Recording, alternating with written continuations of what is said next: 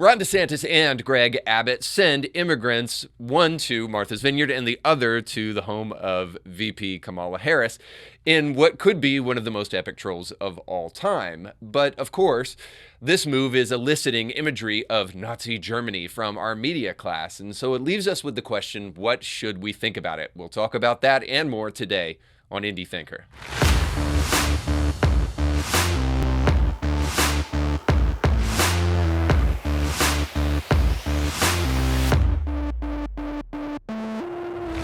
Don't forget, today's show is sponsored by our friends over at Ancur. That's Ancur.biz. They are your one-stop shop, not only for business solution needs, but also for facilitating the vision of your business. Now, I don't know about you, but when I went into business, I didn't do it so that I could start an accounting firm or collect receipts until my car is overflowing with them, or even try to go into business so that I could pull out my phone constantly and figure out how much payroll taxes to take out of my payroll. Those are things that I am very blessed to be able to outsource to a company like Ancur.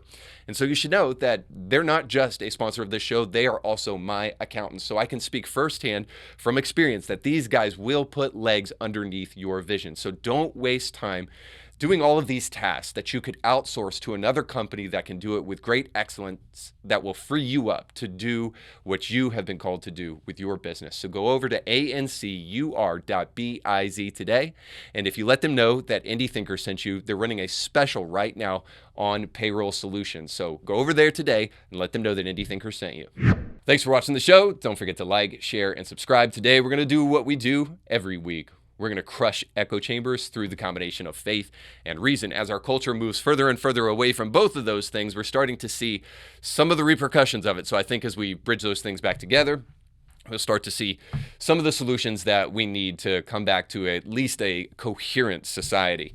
Now, I want to start the show with an anecdote like I often do, and I want to do so because Halloween is right around the corner. So medicine is slowly but surely becoming a Dr. Frankenstein one-stop shop of butchery, and the story that I have to show has a little bit something to do with what I want to try to aim at today with immigration and what's going on. So just recently, Business Insider posted this story about cosmetic leg lengthening. Now, this is the latest story in what is a panoply of different trans identities that are out there. So apparently, you can also be trans tall, and that's what this surgery is intended to try to do, is to try to make people even up to 6 inches taller than they presently are. So the surgery sounds deeply excruciating, and this Business Insider story goes into detail about it. So here's what it says. A man who borrowed $75,000 for leg lengthening surgery that made him 3 inches taller will spend $1,200 a month on repayments for the next 5 years, GQ magazine reported. John Lovedale, in his mid-40s, explained why he went through the painful months-long surgery. I noticed, and he says this, quote, I noticed that taller people just seem to have it easier. The world seems to bend for them, end quote. So Lovedale took out a loan from SoFi to pay for this surgery, which cost anywhere between $70,000 to $150,000, depending upon whether the patient wants to grow by 3, 4, 5, or even 6 inches tall. Cosmetic leg lengthening was originally intended to help patients with real conditions, but it is now becoming a more common cosmetic surgery. The procedure itself sounds excruciating. The doctor breaks the patient's femur or thigh bones and inserts adjustable metal nails into them. GQ reported that the nails are extended slightly every day for 3 months with a magnetic remote control. It can take months to slowly lengthen the bones and for the legs to heal. Now, as horrible as that surgery sounds, and as much as it sounds like it directly comes from Dr. Frankenstein's butcher shop, the reason I bring that story up is 2 things. Is one, yet another way of looking at Big Pharma and exposing that they will stop at nothing to make money at the expense of people, with zero regard to the repercussions of such a surgery like this. But also, 2, that this is yet another surgery with the promise of making somebody feel something that surgeries can't actually accomplish. It's very much the same thing in the trans movement, that if a girl trapped in a boy's body, as though that were a thing that actually exists outside of the very real phenomenon of gender dysphoria.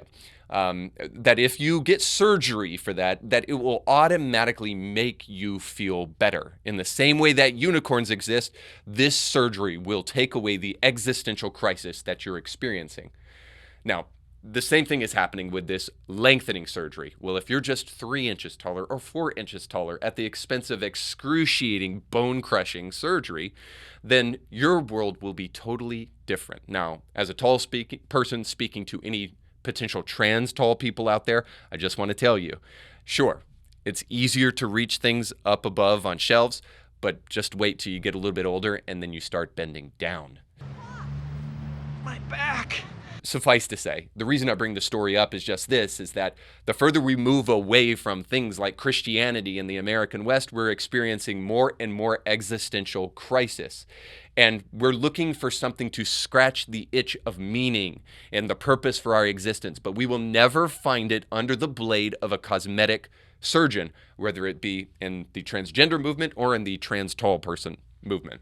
And the reason I bring that up within the context of immigration is just simply this, is that we're constantly looking for the government to do something that they ultimately can't do, or at least won't do. And we're looking for the government to be something that it is not. And that's no more the case than in the subject of immigration, as we're seeing what just took place with Texas Governor Abbott and Texas Governor Desantis. So let me illustrate the story, and then I'll tell you what I mean in terms of the government not being able to provide the actual receipts for the things that it says that it can do. So a recent decision to make Democrats put their money where their mouth is sparked outrage as Ron DeSantis sent immigrants to Martha's Vineyard, and as Greg Abbott sent 50 immigrants to the front door of VP Kamala Harris's home. Now, the immediate outrage that this sparked from the media, of course, went to the same old reservoir of Nazi imagery, because they love to talk about Nazis.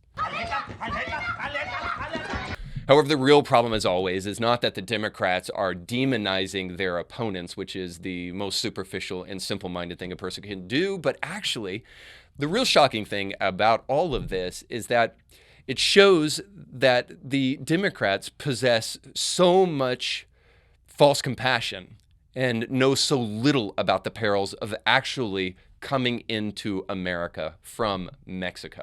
Breaking news tonight concerning actions taken by Florida Governor Ron DeSantis. His office confirms that he sent 2 private planes carrying almost 50 undocumented migrants to Martha's Vineyard in Massachusetts. Now, the group includes children. Shocking. Children were sent on an air-conditioned plane to a paradise, a getaway where most people like to vacation if they can actually afford it.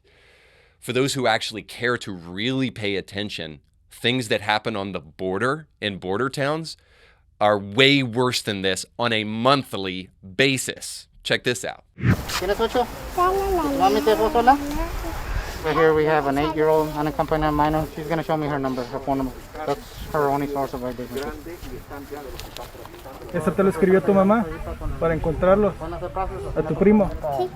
Échalo en tu la bolsita y llamarlo otra vez, ¿ok? No lo pierdas, ¿ok?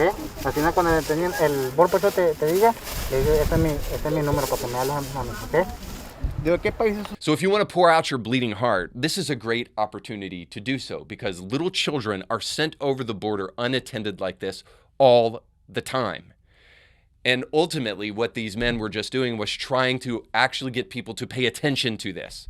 I understand it's scary to be shipped into a place by a stranger and not to know where you're going, but you can probably take my word for it that DeSantis sharing the burden of illegal immigration does not even compare to the strangers or the coyotes that are shipping people to places across the border every single day, because those guys, unlike DeSantis, they actually extort people for money, and they rape people, and they force people to traffic drugs, and they murder people. So in other words, every single day, thousands of people pour into our borders.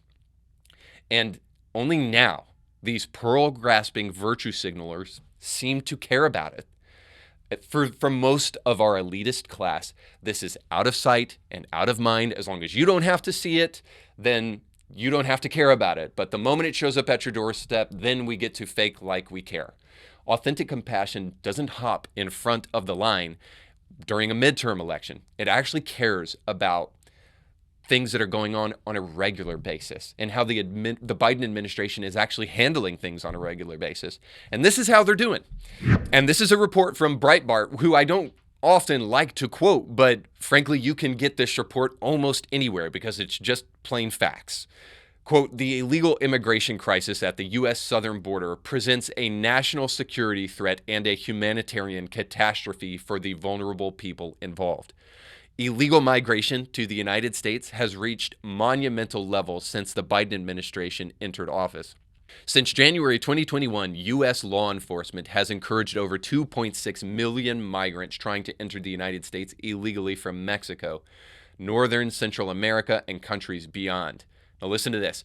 On average, over 171,840 immigrants have sought to enter the United States illegally per month during this period, with the highest monthly total reaching 234,088 in April of 2022. Now, the real reason Compassion would have acted way before now is stories just like this. A sweltering summer day in Texas, with temperatures topping 100 degrees, contributing to one of the country's deadliest human smuggling cases in recent history. Quite a few of them are already deceased.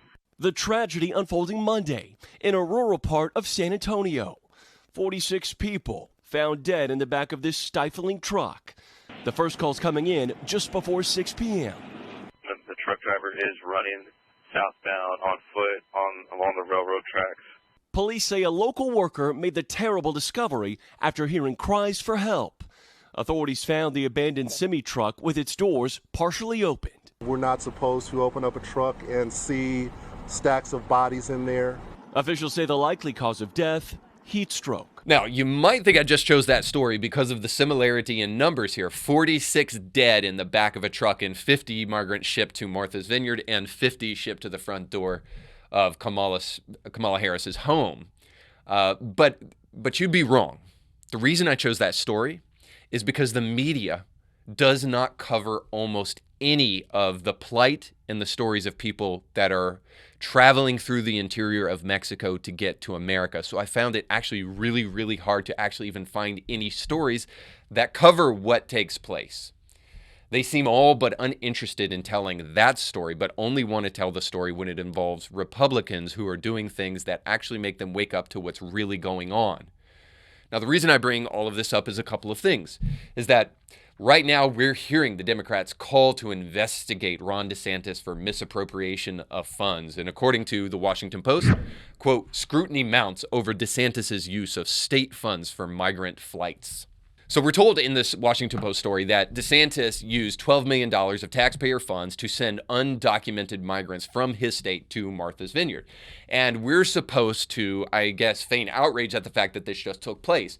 However, there's a bigger problem going on here than just the $12 million that DeSantis used to create this stunt at Martha's Vineyard. In fact, from the AG in Texas back in 2021, he said that it costs the taxpayers $850 million each year to handle illegal immigration into Texas. So $12 million in comparison to how much it cost the taxpayers of California and Texas and even Florida to handle illegal immigration into their states because the federal government will not do anything about it is a small price to pay. But also bring this up for a second reason, is that we're hearing that this is a humanitarian crisis when 50 people show up at Martha's Vineyard and 50 people show up at the doorstep of Kamala Harris's home. And here's a tweet from the county seat of Martha's Vineyard. Due to an unexpected urgent humanitarian situation, #DCEMA are opening emergency shelters tonight on Martha's Vineyard. If you're willing and able to volunteer in a clinical or non-clinical role, contact at Duke's office well, you get the point. So let me get this straight. 50 people are sent to Martha's Vineyard, and all of a sudden it's a, quote, humanitarian crisis. But tens of thousands of people pour through the border in Texas each day, and they're just supposed to shut up and take it. But don't worry, those people in Martha's Vineyard, their heart was poured out in compassion. And while some did genuinely take care of others, those 50 immigrants in that sanctuary city were quickly shipped over to a military base so that the military could take care of them instead of instead of the people of Martha's Vineyard. I noticed that no mansions were opening up to make sure that these people were taken care of adequately. The reason I bring this up simply is this. The real problem is not leftist hypocrisy over immigration or Republicans using people as pawns to prove their point. The real problem is that we want the government to do our compassion for us. Democracy was never a tool for philanthropy in the first place. G.K. Chesterton said this: democracy is not philanthropy. It is not even altruism or social reform. Democracy is not founded on pity for the common man. Democracy is founded on reverence for the common man. So when I opened the show with a story about trying to find meaning and purpose in something that will never give it to them, because that is exactly what we're doing with our modern day government. We're constantly looking for them to be benevolent on our behalf, but we have to understand that the government is not meant to be benevolent.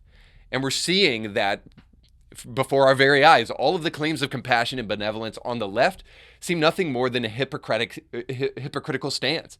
The truth is that Democrats are having to right now rediscover the purpose for immigration policy now that they're having to face the consequences of their policy. And boy, their compassion kind of stinks. So much for sanctuary cities. But this is the problem. The government's involvement in things that they shouldn't be involved in the first place always ends badly. Now, think about it this way. I'm glad that there is a small welfare state in America, but their exponential influence in welfare has actually been a bad thing.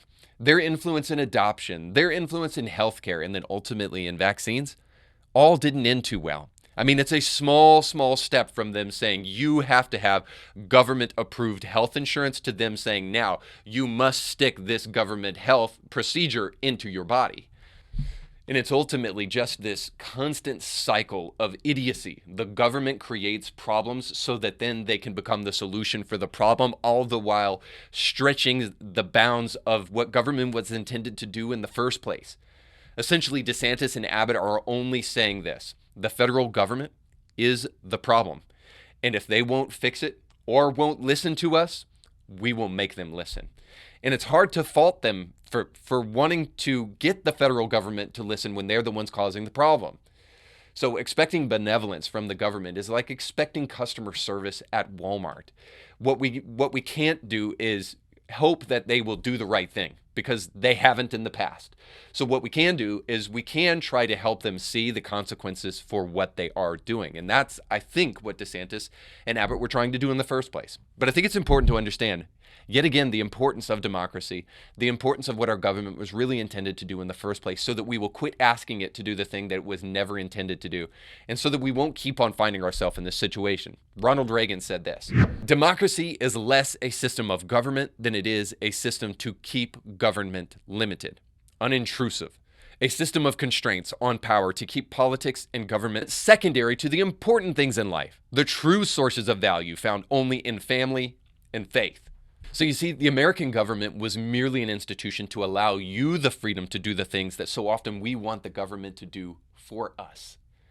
I mean, it's undeniable that our government was created by benevolent people, and we want benevolent leaders. I'm not decrying that. I'm not saying that they shouldn't use benevolence in their decision making. I'm just simply suggesting this. Not that we need heartless leaders, but that we need leaders who revere humanity enough to stick to their lane. We need a political class with enough humility to realize their own limitations, to know that the most loving thing that they could do is restrict government and to enforce laws so that the people who have lawfully ascribed to this way of life can have the freedom to pursue life and liberty and happiness. And by the way, for those of you who are curious, this is a sentiment that is echoed in the Bible.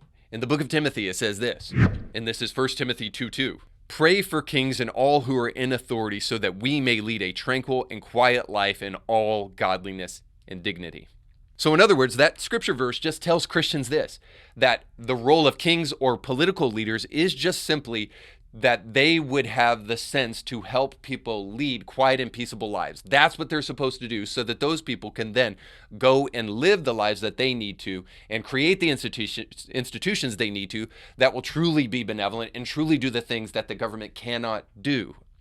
And here's why the government can't be our source of hope and the government can't do these things. Think about it this way. If the government became the source of benevolence, they would always find a way to hurt somebody on the other side of the aisle for political gamesmanship. Now, and they would do so at the expense of forgetting about the repercussions and the casualties of their actions and their decision making. They would do things just so that they could get ahead. They would be making political decisions. That's why the political needs to be as restricted as much as possible, because people get hurt when they are not. This is why the institution of the church is best suited for benevolence, not the government, because pastors are not running for office. If nothing else, the incentive structure is vastly less compromised. So even if you don't agree with me on the last point, you have to agree that the church is less compromised than the government and politicians. Pastors and Christians don't give because they can get votes in return. They give because it feels good to do the right thing. But they're also instructed to do so, by the way, even when it doesn't feel good, because they are called to follow a guy who was willing to get hurt and give to people anyway. So the Bible won't let Christians settle for false virtue signaling and kumbaya songs. This land is your land, this land is my land, from the piers of Charleston to the fields of cotton, from the crowded prisons to the streets of Ferguson. This land was made for you and me. Look, I'm sorry, I can't take those people seriously at all, even though they're supposedly coming from a Christian perspective. Get those fools to start singing about the horrors of gender-affirming care, quote-unquote gender-affirming care, and how awful it is to put people, adults and children through that, and then I might take them seriously. But until then, the most compassionate thing we can do is have strong borders to protect those in and outside of them. This will keep people with fake benevolence from actually having to walk in the light and then flee like vampires the moment they actually need to put their money where their mouth is. As a Christian, I personally am very pro-border security politically, but personally, if I find a person who was an illegal immigrant, I would give them the shirt off my back, because they're in the country and I can't do anything about it now. It's in the past. And by the way, I did this just recently with a very young girl, had to be in her late 20s maybe, that had a small baby from Guatemala, and she was here illegally and was homeless and had nowhere to go. Well, I didn't literally take my shirt off because I don't want the sister to stumble. I just met her. Anyone for the juice bar? But it is stories like that woman that I met that make me and other people convinced that the best way to care about people is for the government to get out of the way as much as possible and just to enforce border security. And that the best way for people to come to this country is the legal way. So why do we have a whole generation of people and misguided Christians crying out for acts of benevolence from our government? Perhaps we're afraid to let the government stick to the enforcement of laws, because then we won't have somebody to blame when benevolence doesn't take place. In other words, it takes the responsibility off of our shoulders as long as we can shift the blame and look at the government, and then never have to look in the mirror and wonder why we aren't benevolent or wonder why we aren't doing things about what goes on at border towns every single day. Perhaps fatherlessness is such an issue in America today that we're just desperately looking for somebody to be our daddy, and Joe Biden will do the job. But I mean, really, do you want to be one of his kids? He's a grown man. He is the smartest man I know. I know this much. The government on immigration should make laws and enforce them. This is the best that they can do. Beyond that, they look for ways to manipulate the heartstrings of people for votes. That's it. And I, for one, am glad DeSantis and Abbott are calling BS on that stuff. If true democracy revolves around the proper relationship between the state and the people that are governed by the state, then for God's sake, divorce the government and find a church. All right, guys, that's all the time we have for today. Thanks so much for watching. Don't forget to like, share, and subscribe, and go with God. You can catch brand new episodes of Indie Thinker with Reed Huberman every Monday and weekly bonus episodes to keep you thinking throughout the week. But you have to subscribe and click the bell to be notified when new episodes drop. If you enjoy this content, make sure to like this video and share it with friends.